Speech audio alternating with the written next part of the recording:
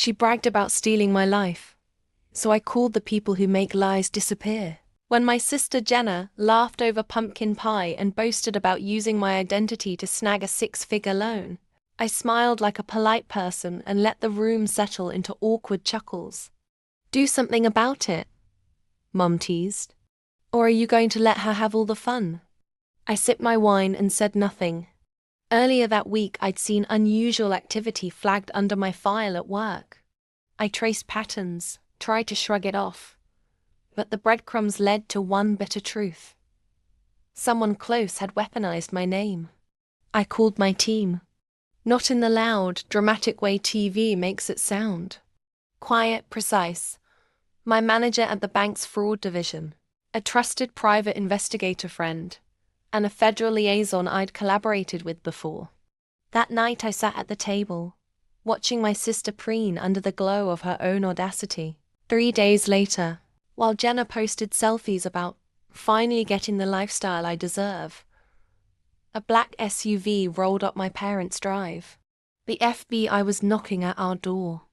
The blood drained from her face when agents filled the living room. Mum's laughter dissolved into a trembling, "What is happening?" Jenna's bravado crumpled into sputters. The agents didn't shout.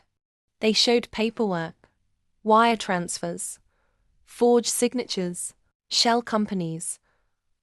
A paper trail Jenna's bravado had never considered. My sister's face changed scene by scene, from smug to stunned to pleading. She begged for mercy.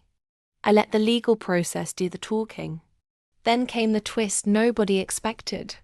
Once the agents started tracing the accounts deeper, they found something much uglier than Jenna's loan. A network. Jenna had been a small player in a larger mortgage and loan ring targeting immigrants and retirees, laundering money through fake storefronts and sympathetic relatives. And my dear, laughing mother? She had been collecting cash envelopes as help for Jenna's business. Jenna's arrogance had burned through protective layers. Mom's amused shrug at the table was now evidence on record. The house that once smelled of roast turkey filled with tense whispers and official voices. I sat very still and watched as the family I thought I knew rearranged itself into defendants and witnesses. It hurt. It was brutal.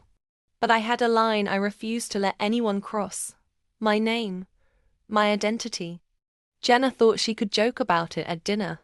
She didn't count on someone at the table who knew how to make lies unspool. When the agents led Jenna away, I felt no triumph, only the cold clarity of consequence. If you like justice that arrives quietly, professionally, and with teeth, subscribe. I share true tales of betrayal, clever comebacks, and the moments ordinary people turn into unstoppable forces. Subscribe now and hit the bell, because the next story proves that sometimes the person who looks the least dangerous is the one you absolutely don't want to cross.